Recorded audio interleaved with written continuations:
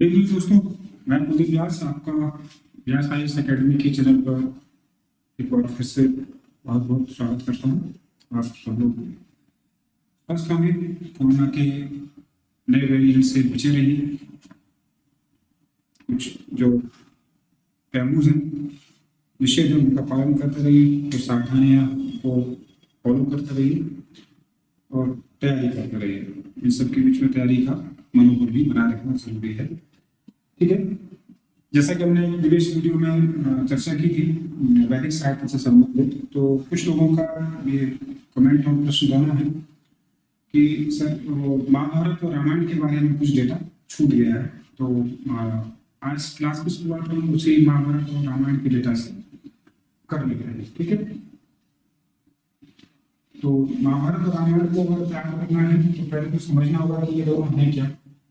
आपको इन दोनों को पहले महाकाव्य मानना है। क्या है दोनों? महाकाव्य है। जो भी प्रश्न रामायण और महाभारत से बने हैं तो आप उन्हें तैयार कर सकते हैं। तो शुरू करेंगे इसी सबसे पहला प्रश्न है, रामायण की विषय वस्तु क्या है। तो अगर हम सब्जेक्ट मैटर कंटेंट की बात कर रहे हैं तो रामायण सामाजिक जीवन का चित्रण है। कौन सा जीवन है इसमें? सामाजिक जीवन। वहीं महाभारत क्या है? महाभारत राजनीतिक जीवन का चित्रण।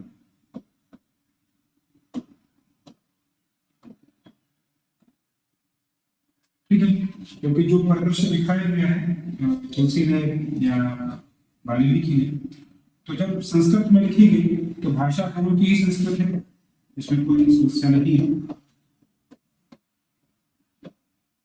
तो ये संस्कृत में लिखी गई है और सबसे पहले रामायण आप जानते हैं कि वाल्मीकि ने लिखी गई है।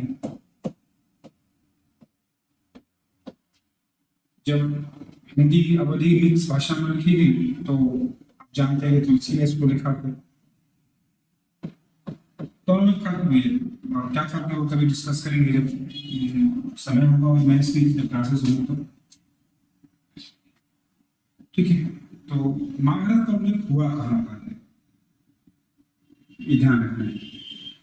ठीक है, तो सबसे पहले तो आप दोनों चीजों को नोट कर लीजिए।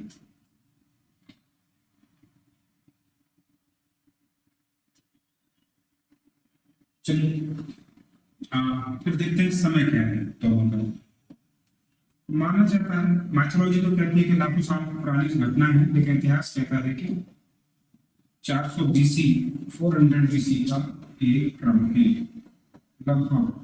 कंफर्म डेट तो किसी को नहीं पता है, लेकिन इतिहास बिलोंग किया जाता है घटनाओं का, उस दृष्टिकोण से ये चीज हमें समझ में सामने आती है। ठीक, तो अगर संस्कृत में है तो जहाज के बाद श्लोक में लिखा गया होगा तो श्लोकों की संख्या के प्रश्न बनते हैं। ठीक, तो पहला प्रश्न है कि रामायण में प्रारंभ में कुल कितने श्लोक हैं। तो रामायण में प्रारंभ में 6000 श्लोक, 6000 श्लोक। जैसा मैंने कहा कि तो श्रुति जनश्रुति है कि वाल्मीकि ने लिखा, फिर वो फॉरवर्ड हुआ, किसी ने सुना, उसमें किसी ने कुछ जोड़ा, किसी ने कुछ घटाया, तो इन्हीं को परिशिष्ट कहा जाता है। ठीक है, परिशिष्ट का मतलब समय समय पर कुछ चीजों का प्लस और माइनस होते रहे। तो 6000 श्लोक के बाद की स्थिति क्या बनी? तो कुछ चीजें ऐड ऑन की गई, जो ऐड ऑन हो गई तो इनकी संख्या बढ़कर हो गई 12000। डबल हुआ यहाँ पर। अच्छी चीज आपको याद करने में इसकी मुश्किल नहीं होगी। 6 के 12 और 12 के 24,000। कुल मिलाकर रामायण में तुलसी वाल्मीकि वाली रामायण में माना जाता है कि 24,000 श्लोकों का उल्लेख हुआ है। अब 24,000 को संस्कृत में क्या कहते हैं, तो एक प्रश्न यहाँ से बन जाएगा। तो 24,000 को संस्कृत में 24 को चतुर्विश्रंति, थोड़ा संस्कृत में आगे पीछे हो सकता है, चतुर्विश्रंति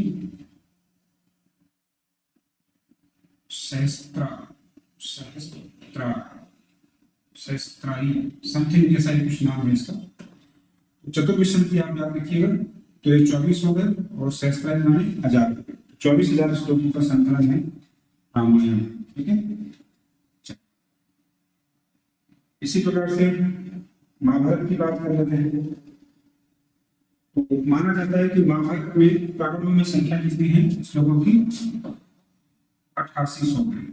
या थोड़ा डाटा उतना नहीं दीजिएगा, तो लगभग 8800 यानी 8800 श्लोक है सबसे पहले यहाँ पर, जो बाद में बढ़कर कितने हो गए हैं, 24,000 हो गए हैं और अंततः 1 लाख हो गए। तो ये संख्या बड़ी है, 24,000 और 1 लाख।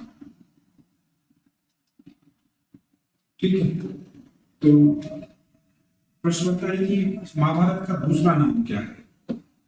जैसे रामायण को जब अन्य भाषा में लिखा गया तो रामचरित, तुलसी ने क्या कर दिया इसका, रामचरितमानस कर दिया। इसके में का थोड़ा फर्क भी है, प्रेजेंटेशन का फर्क है। पात्र तो हीरो हीरोइन सभी जैसे ही, ये कहानी को थोड़ा सा अलग है जैसे प्रेजेंट किया है इसमें। तो खैर यहाँ ऐसा परिवर्तन नहीं है, यहाँ केवल नाम का परिवर्तन हुआ है। महाभारत या जय संहिता कहा जाता है। प्रश्न बनता है कि महाभारत को जय संहिता कब कहा गया। ठीक है, तो ध्यान रखिएगा, जब ये 2400 हो गया श्लोक तो उसको भारत कहा जाएगा। जब ये 2400 श्लोक हो गए तो इसका नाम क्या पड़ा, भारत पड़ा। ठीक है, और जब 24 है तब महाभारत, तब भारत और 1 लाख हो जाएंगे तब क्या नाम पड़ेगा, तो जाहिर सी बात है महाभारत नाम फिर पड़ेगा महाभारत। ठीक है, तो जय संहिता नाम कब है, जब संख्या कितनी है, 8800। तो ध्यान रखना है। अब जय मतलब ये है पॉलिटिकल, जय का मतलब पॉलिटिकल विक्ट्री टाइप की होगी यहाँ पर, तो इसलिए ये दोनों का मूल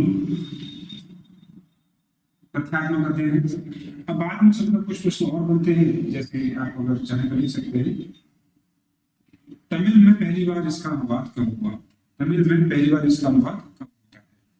तो तमिल में पहली बार रामायण का अनुवाद कंबन ऋषि ने किया। बस कहीं पर्याप्त है। वैसे प्रश्न पूछा गया कि किस राजा के समय पर हुआ है, तो कुलोत्तुंग तृतीय के समय पर ऐसा देखने को मिलता है, लेकिन आपका काम कंबन तक चल गया।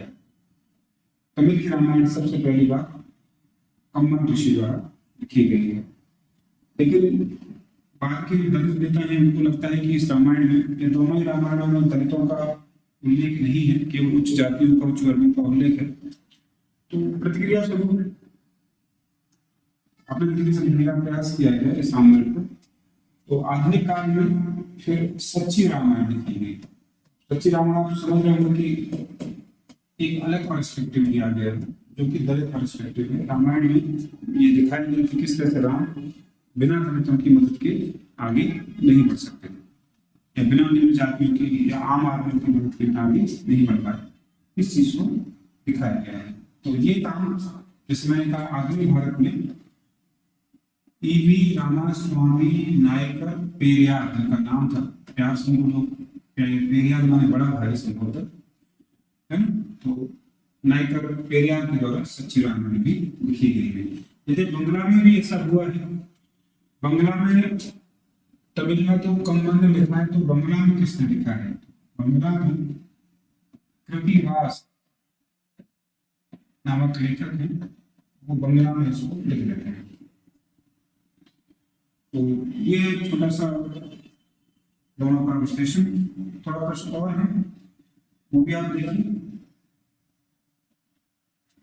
कि यदि महाभारत रामायण संस्कृत वाली वाल्मीकि लिखी, तुलसी ने ये लिखी और ये इन्होंने लिखी, तो महाभारत का संकलन किसने किया। महाभारत का संकलन वेदों की तरह वेद व्यास जी ने कर दिया। कहा जाता है कि गणेश जी ने कथा सुनाई और वेद व्यास जी ने उसको अपने हिसाब से तैयार कर दिया। ठीक है, तो एक प्रश्न है। एक प्रश्न और है, पूछा जाता है पुस्तक के बारे में, स्टेटमेंट आता है कि किसके बारे में कहा गया कि जो इस किताब में है वो दुनिया में कहीं और नहीं मिलेगा। जो इस पुस्तक में बुक में है कंटेंट, वो दुनिया की किसी और किताब में नहीं है, तथा जो इसमें नहीं मिलेगा वो दुनिया में कहीं और भी नहीं मिलेगा, किसी और पुस्तक में नहीं मिलेगा। ये स्टेटमेंट किसके लिए है? तो ये स्टेटमेंट महाभारत के लिए है, ठीक है। और खुद वेद व्यास जी ने इस बात को कोट किया है कि जो इसमें है, ठीक है, सब कुछ इसमें कहीं नहीं मिलेगा, ठीक है। तो इस तरह से स्टेटमेंट को आप ध्यान रखिएगा। फिर चाहे सुन लें, जो इस ग्रंथ में है वो कहीं और नहीं मिलेगा, और जो इसमें नहीं है वो भी कहीं और नहीं मिलेगा। तो कुछ सब चीजें यहाँ से बाहर कुछ भी नहीं है। महाभारत में सभी प्रकार के डायमेंशंस को, संदेशों को ले लिया गया। एक लास्ट संभवतः प्रश्न बनेगा कि महाभारत से क्या बड़ा प्रेरणा निकली है? तो महाभारत से बड़ी प्रेरणा निकली है गीता के तौर पर कर्म के उदाहरण। तो चूंकि महाभारत में ही आप जानते हैं कि कई सारे चैप्टर हैं, उन चैप्टर्स को पर्व कहा जाता है। जैसे आपने अगर देखा हो, वेदों में कई सारे चैप्टर को क्या कहा गया? पुरुष कहा गया है। पुरुष क्या है यहाँ पर? वेदों के चैप्टर्स पुरुष, ऋचाएं पुरुष। इसी प्रकार से महाभारत के चैप्टर्स को क्या कहा गया है? उसको पर्व कहा गया है। तो वन पर्व में ऐसा क्वेश्चन बनेगा कि गीता का उल्लेख कहाँ हुआ है? महाभारत में हुआ है। महाभारत के वन पर्व में इसका उल्लेख हमें दिखाई, भीष्म पर्व में इसका उल्लेख दिखाई देता है। भीष्म पर्व में इसका उल्लेख हमें दिखाई देता है। भीष्म पर्व में इसका उल्लेख दिखाई देता है। महाभारत में कुल कितने पर्व हैं? 18 पर्व है, ठीक है। अगला, महाभारत का तमिल ट्रांसलेशन किस नाम से है? तो उसका आंसर होगा भारतम। भारतम प्रश्न है, इस नाम से ट्रांसलेशन हुआ है। और अगर आप कवि का नाम लिखना चाहें तो कवि का नाम लिख लें पेरुन देवनार। पेरुन देवनार इस व्यक्ति ने इसको ट्रांसलेट किया हुआ है। महाभारत को तो बेसिकली फारसी में भी ट्रांसलेट किया गया है, तो आप फारसी में भी लिख सकते हैं उसे। चलिए छोड़ो, ये तो तीन ज्यादा हो जाएगा रेट, है ना। तो ठीक है, सफिशिएंट इतना। ये महाभारत और रामायण के बारे में प्रश्न बन सकते थे, सभी आपके सामने। चलिए, कुछ लोगों का प्रश्न ये भी था कि सर आर्यों के सामाजिक जीवन में हमने ज्यादा चर्चा नहीं की थी। तो ठीक है, आज के सेकंड हाफ में हम महाभारत के वेदों के या आर्यों के सामाजिक जीवन पर थोड़ी सी चर्चा और कर लेते हैं। तो आर्यों का सामाजिक जीवन, और ये जाहिर सी बात है, जैसे आर्य विकसित होते गए हैं वैसे वैसे जीवन भी विकसित होता गया है। इसमें कोई एक पर्टिकुलर समय नहीं। जैसे आर्यों के जीवन में पुरुष जो उद्देश्य जीवन का वो क्या है? आर्य जीवन का उद्देश्य है पुरुषार्थ। क्या उद्देश्य है? पुरुषार्थ। और कितने प्रकार के पुरुषार्थ होते हैं? तो क्रम याद रखिएगा, अर्थ, धर्म, काम और मोक्ष। क्रम मैंने इसलिए कहा कि सबसे महत्वपूर्ण पुरुषार्थ पूछेगा तो मोक्ष बताइएगा, लेकिन वो कब मिल सकता है? जब अर्थ और काम, धर्म यानी नियम के अनुसार, तब मोक्ष प्राप्त होता है। तो मोक्ष का अर्थ है बार बार जन्म लेने और बार बार मरने से मुक्ति। पुनरपि जननम पुनरपि मरणम से मुक्ति ही मोक्ष है। तो ये जन्म लेना, मरना, ये कहीं ना कहीं महाभारत में, गीता में भी दिखाई देता है। इसलिए डॉक्ट्रिन ऑफ कर्म, अभी मैं सेंटेंस आप चाहे तो लीजिएगा ऐसे, कर्म का डॉक्ट्रिन या सिद्धांत कहाँ मिलता है? तो गीता में मिलता है। और वही कहा गया है कि कर्म जब तक आपके जीरो नहीं हो जाएंगे तब तक आपको जन्म लेना पड़ेगा। स्टार नेशन की कंसेप्ट भारत के इतिहास में सबसे पहले कहाँ दिखाई देती है? तो कृष्ण द्वारा गीता में स्टार नेशन का रेफरेंस दिया गया है, ये है। तो बात चलिए से मैंने आपको समझा दिया, क्या वापस आते हैं। तो आर्यों का जीवन का, सामाजिक जीवन का उद्देश्य क्या होगा? पुरुषार्थ प्राप्त। यहाँ धर्म का अर्थ रिलीजन नहीं, धर्म का नियम है, रूल्स एंड रेगुलेशन। और काम का अर्थ सेक्स नहीं बल्कि क्रिएशन है, सृजन है। और अर्थ का मतलब सामान्य जो आप समझ रहे वही है संपत्ति। ठीक है। अब इन पुरुषार्थों को कैसे प्राप्त किया जाए? तो इन पुरुषार्थों को प्राप्त करने के लिए जीवन को 100 वर्ष का मानकर, एक आर्य का जीवन आइडियल कितना चलता है? 100 वर्ष चलता है। तो उस 100 वर्ष के जीवन को 25-25 के स्लॉट में 4 भागों में बांट दिया जाता है। ठीक है, यानी जन्म से शुरू हो लेकर 25 तक, 26 से लेकर 50 तक, 51 से लेकर 75 तक, 76 से लेकर 100। कोई इससे ज्यादा भी जी सकता है, इससे फर्क नहीं पड़ेगा। लेकिन अब ये सब उद्देश्य इस जीवन में 4 स्तरों में, 4 फेजेस में एज वाइज प्राप्त करने हैं। इस एज को कहा गया ब्रह्मचर्य। ब्रह्मचर्य का मतलब चर्य माने जीवन तरीका, और ब्रह्म का जीवन जीना, अर्थात ऐसे काम करने हैं जो आपको संतुलित बनाते हो। डेवलप, फिजिकल और मेंटल डेवलपमेंट करिए अपना, ये ब्रह्मचर्य का उद्देश्य। तो शिक्षा प्राप्त करनी हो, अपने शरीर को भी, मन को भी तंदुरुस्त तैयार करना है। 25 साल तक इसको कार्य करें। 26 से 50 तक गृहस्थ जीवन जीजिए, गृहस्थ जीवन जिए। और गृहस्थ जीवन जीते आपका कौन सा उद्देश्य प्राप्त हो जाएगा? 3 उद्देश्य प्राप्त हो जाएंगे। अर्थ भी प्राप्त हो जाएगा, काम भी प्राप्त हो जाएगा। तो अर्थ और काम यहाँ कंप्लीट हो जाते हैं। ठीक है। गृहस्थ के बाद आता है आपका वानप्रस्थ। वान माने वन, तो वानप्रस्थ माने जाना, जंगल को जाना। तो गो टू द जंगल। जंगल के इस जीवन में कोई उद्देश्य इसमें से प्राप्त नहीं होगा, बस ये कि यहाँ कुछ धर्म संबंधी आचरण है, वो यहाँ भी है और यहाँ भी। धर्म सभी जगह दिखाई दे रहे हैं, यहाँ भी यहाँ।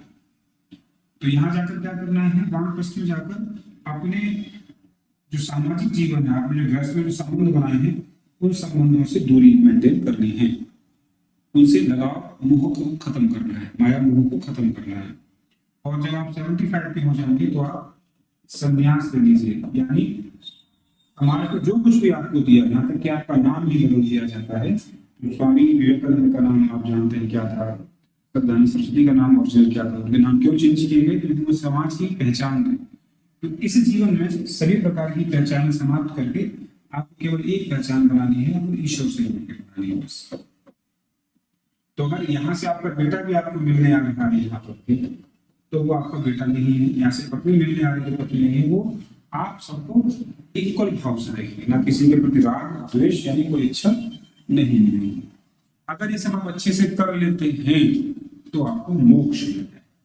ये सब अच्छे से करने से क्या मिलेगा? मोक्ष मिलेगा। ठीक है। तो ये आर्य जीवन के उद्देश्य है, और ये उद्देश्य को प्राप्त करने का मार्ग है।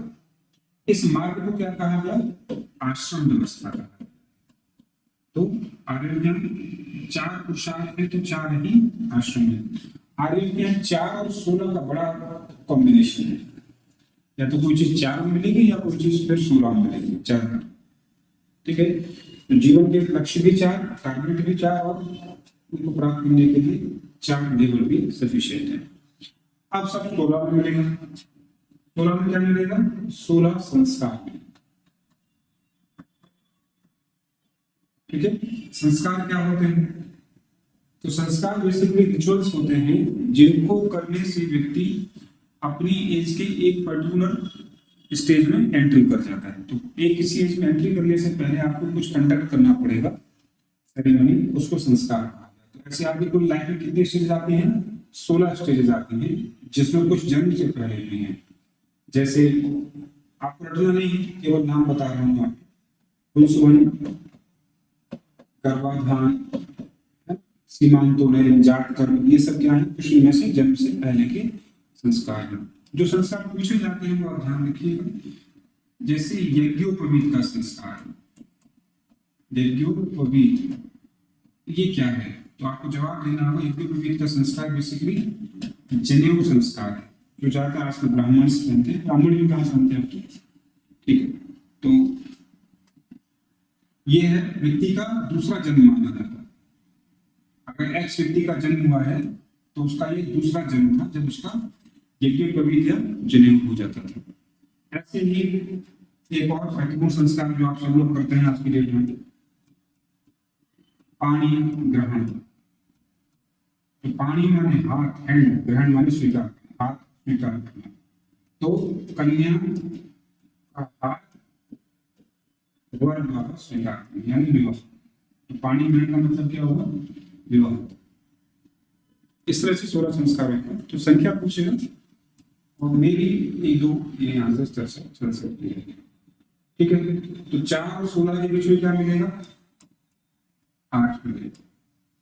8 क्या है, 8 प्रकार के विवाह हैं। इसमें से कुछ क्वेश्चन आप जो एग्जाम देकर आए हैं आपको याद होगा, वहाँ कुछ क्वेश्चन ऐसे ही पूछे गए हैं। तो विवाह में 4 के फिर नंबर आ गए। तो 4 क्यों है, 4 मान्य है यानी सैंक्शन है, और 4 अमान्य है, अमान्य नहीं है लेकिन सैंक्शन नहीं कर सकते, तो नॉन सैंक्शन है। मान्य कौन कौन से हैं वो रट लीजिए जल्दी से, आर्ष, ब्रह्म, प्रजापति, आर्ष विवाह और देव विवाह। अमान्य में गंधर्व, असुर, पिशाच और राक्षस, ठीक है। यहां से 2 प्रश्न आप तैयार करिए।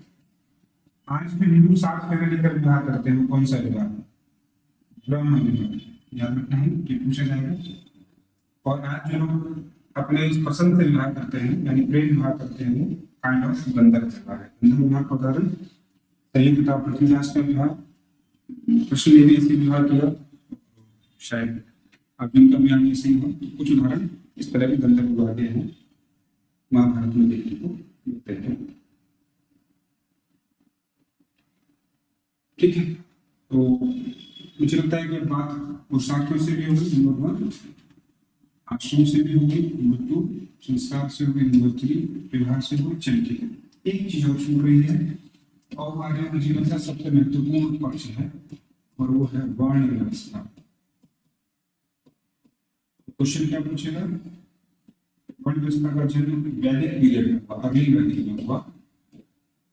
वर्ण कितने होते थे तो आप बताएंगे 4, कौन कौन से, ब्राह्मण, क्षत्रिय, वैश्य और शूद्र। प्रारंभ में 3 वर्ण होते थे, बाद में 4 वर्ण लगे। अरे जब बाहर से भारत में आए तो 3 वर्ण लिए, चौथे वर्ण ये स्थानीय लोकल लोग हैं जिनको उन्होंने अपने सेवक बना लिया। तो ब्राह्मण का काम अध्ययन अध्यापन यानी टीचिंग करना है, क्षत्रिय काम सुरक्षा करना है, छत्र धारण करने वाला क्षत्रिय यानी सुरक्षा करने वाला, वैश्य का काम उत्पादन प्रोडक्शन से संबंधित है, और शूद्र का काम तीनों वर्गों की सेवा करना है। ये सब जानकारी कहाँ मिलती है, प्रश्न सबसे ज्यादा पूछा है। वर्ण व्यवस्था का उल्लेख माना जाता है ऋग्वेद, जैसे मैंने कहा वैदिक पीरियड में है, तो वैदिक पीरियड में क्या दिखाया गया था, ऋग्वेद दिखाया गया था। तो ऋग्वेद में कई सूक्त हैं, चैप्टर हैं, उनमें से एक सूक्त है पुरुष या परुष, दोनों ही नाम होते हैं, जो कि आपको ठीक लगे या आपको याद रहे। परुष सूक्त में कहा गया है कि ब्रह्मा के शरीर से वर्ण पैदा हुए हैं, अर्थात ब्राह्मण ब्रह्मा के मुख से पैदा हुआ है, क्षत्रिय बाहु यानी भुजा आर्म से पैदा हुआ है, वैश्य यानी पेट और जंघाएं यानी स्टमक और थाइस से पैदा हुआ है, और पैरों से शूद्र पैदा हुए। तो मुख जो सबसे ऊपर होता है तो ब्राह्मण सबसे ऊपर है, फिर उसके बाद हाथ आते हैं तो क्षत्रिय उसके नीचे है, यानी रैंक है सबकी। तो ये टॉप रैंक है, टॉपर है, ये सेकंड रैंक है, ये थर्ड रैंक है सोसाइटी में स्टेटस के अकॉर्डिंग, और ये फोर्थ रैंक माने जाते हैं, ठीक है। अभी चैप्टर खत्म नहीं हुआ है, आगे बढ़ते हैं, इसलिए थोड़ा सा और चर्चा करते हैं।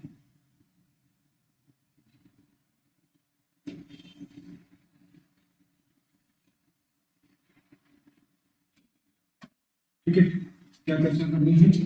वैदिक पीरियड तक वर्ण का अर्थ क्या था? वैदिक पीरियड तक वर्ण का अर्थ आपको समझना है तो समझिए। वर्ण का अर्थ होता है वर्ण करना, वर्ण अर्थात चुनाव करना। तो हर व्यक्ति अपनी इच्छा, अपनी प्रवृत्ति के अनुसार क्या कर सकता था? अपने व्यवसाय का चुनाव कर सकता था।